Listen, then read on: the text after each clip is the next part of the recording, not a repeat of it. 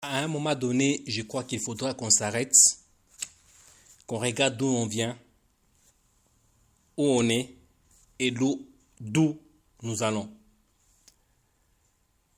Ou soit où nous allons.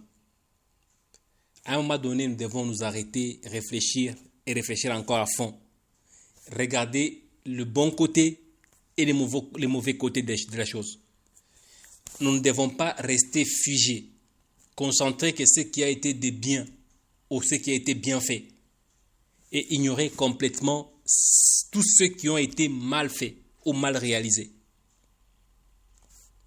Nous devons quand même voir les choses, essayer quand même de réfléchir et puis essayer de progresser. Le jour où des sables arrivent, ils nous trouvent vraiment au fond des trous, au fond des gouffres, au fond de fond. Et l'équipe était en train de disparaître, on était en train d'être partenaire au Diable Rouge du Congo-Brazzaville. On était vraiment presque partenaires. Parce que on était tous au fond du gouffre. On avait un coach qui ne comprenait même pas le foot. Je me demande même qui était parti chercher Hector Cooper pour nous l'amener.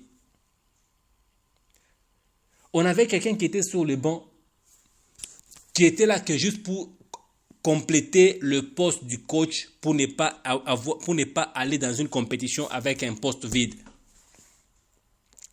Quelqu'un qui n'avait aucun amour de cette équipe. Quelqu'un qui n'avait aucun cœur à cette équipe. Quelqu'un qui ne fournissait aucun effort pour l'équipe. Pourtant, il était extrêmement bien payé par rapport aux standards en Afrique. C'est là où des sables arrivent, ils nous trouvent à ce point-là. Ils nous trouvent avec un coach qui s'en fout de tout, qui est un sans foutiste, que vous perdiez le match, que vous gagnez le match, ce n'est pas son problème. Vous êtes en train de perdre pendant que vous attendez tous que c'est un défenseur central qui va entrer, il fait entrer un milieu de terrain et le défenseur là, il reste sur le terrain. Pendant que vous pensez qu'il va faire entrer un attaquant, il fait entrer un défenseur qui lui-même ne comprend même pas tout.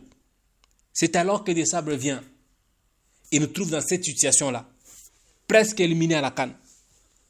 Presque éliminé à la CAN. La CAN Côte d'Ivoire, bien sûr. On a déjà perdu presque tous les matchs. Il nous reste 4 matchs et on n'a pas droit de perdre un seul match. Des Sables a opéré sa magie. Il nous a sortis du gouffre et on a été participé à la CAN. À partir de là, on arrive à la CAN, on nous élimine en demi-finale.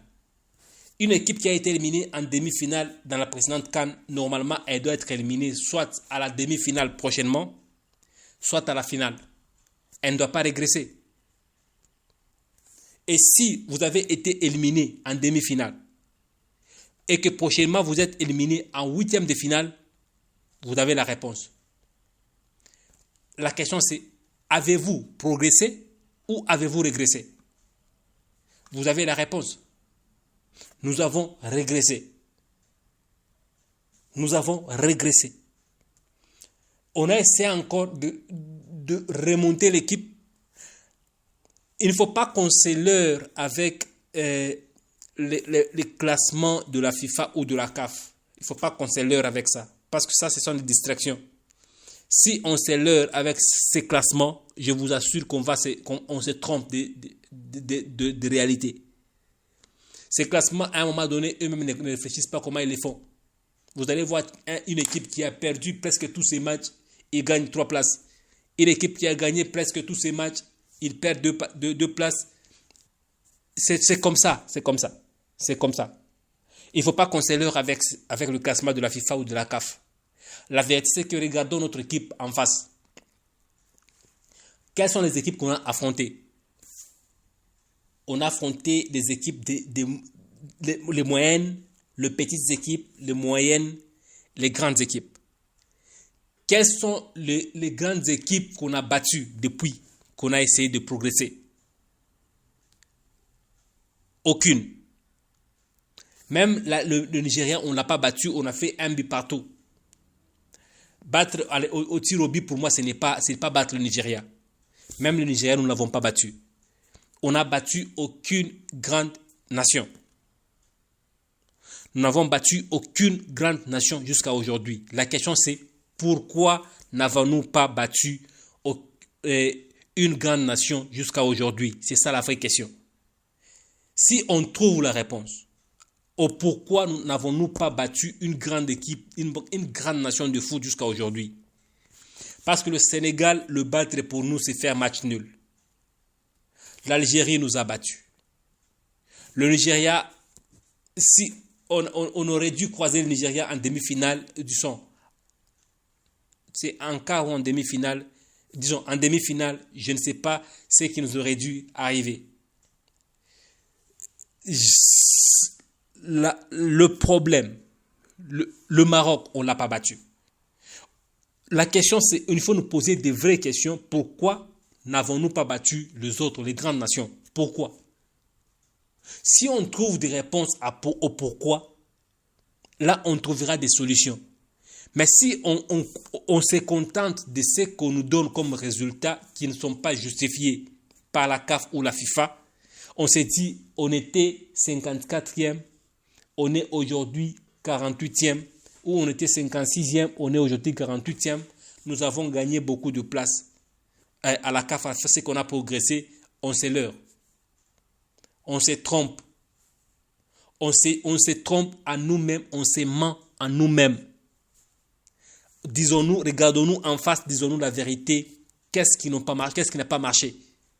Cette équipe a stagné. Cette équipe stagne. Cette équipe stagne. Elle n'évolue pas. L'équipe de Sable l'a amené à un niveau donné. La sortie de 0 l'a amené à 5. Et depuis qu'on est à 5, on n'évolue pas pour aller à 6. C'est qu'à 5, jusqu'à 5, on a battu des équipes que des petites et les moyennes. 5, c'est la moitié, la moyenne. Il nous reste des grandes à partir de 6. Nous devons battre à partir de 6. C'est que toutes les équipes qui sont au-dessus de nous, la prochaine fois qu'on les croise, on a l'obligation de les battre. On a obligation de battre le Nigeria. On a obligation de battre le Sénégal. On a obligation de battre le Cameroun. On a obligation de battre le Maroc. Oh, au moins le Cameroun, on l'a battu. J'ai perdu des vues. Au moins le Cameroun, on l'a battu.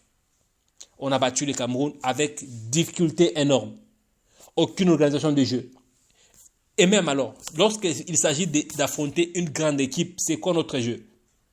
Aller mettre un bus dans la cage pour que les autres ne viennent pas marquer. On n'est pas sérieux.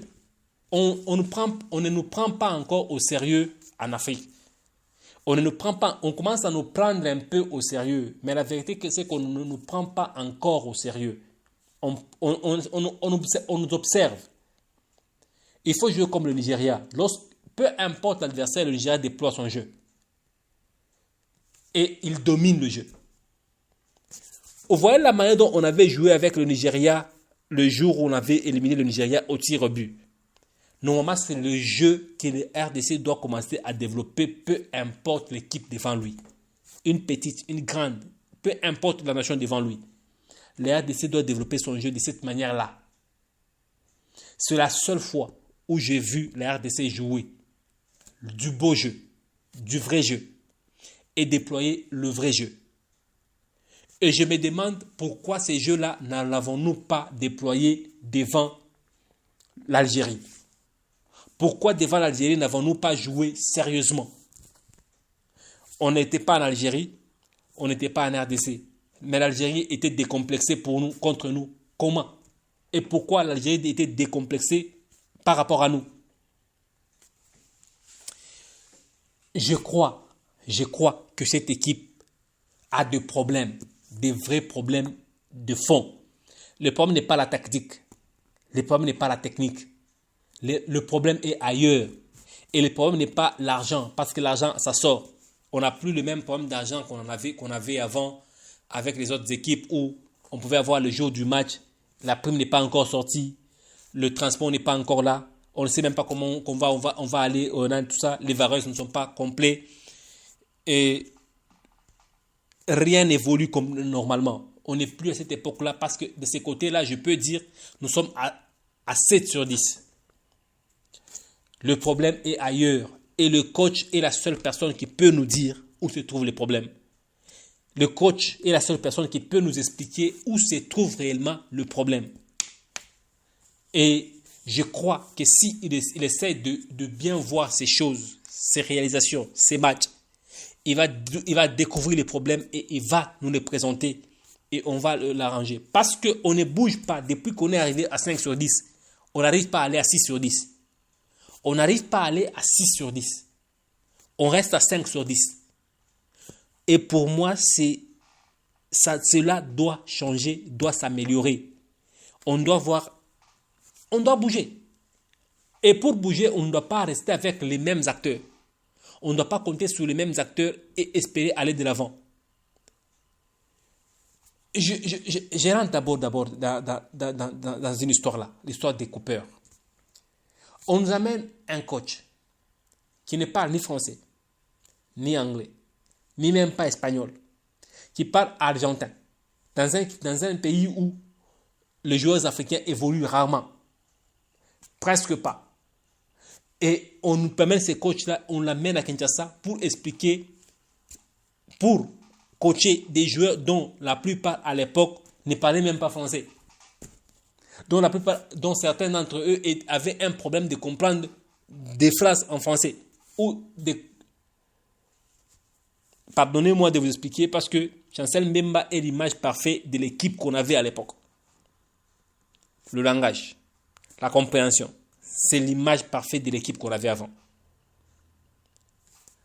Et aujourd'hui, on a quand même un coach capable de communiquer avec le joueur. Je crois bien que ce problème-là de communication, il peut communiquer et peut aussi nous expliquer qu'est-ce qui ne va pas avec cette équipe. Aménager ce qu'il a aménagé, chasser ce qu'il y a, disons, remercier ceux dont il faut remercier et aussi continuer avec ceux dont il faut continuer et ramener ceux dont il faut ramener. C'est ma façon de voir les choses et moi je la partage. Pour moi, il y a des joueurs qu'il faudra remercier dans cette équipe-là.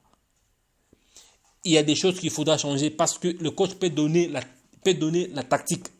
Et cette tactique ne peut réussir que s'il y a des joueurs capables de s'y adapter techniquement. Mais s'il n'y en a pas, comment voulez-vous que la tactique tienne? Je n'ai fait que parler, mais je pense que le coach a une version beaucoup plus précise du pourquoi on ne bouge plus depuis qu'on est à ce niveau ici. Ou c'est lui qui est à court de tactique, il faudra qu'on en change, ou c'est certains joueurs qui n'arrivent pas à s'adapter à la tactique qu'il faudra remercier. Je ne fais que poser les jalons et c'est ma façon de voir les choses. J'ai posé des questions, je crois que Desables pourra me lire vraiment et pourra nous donner des réponses. Ça a été ma façon de voir les choses et je la partage. Merci et au prochain numéro.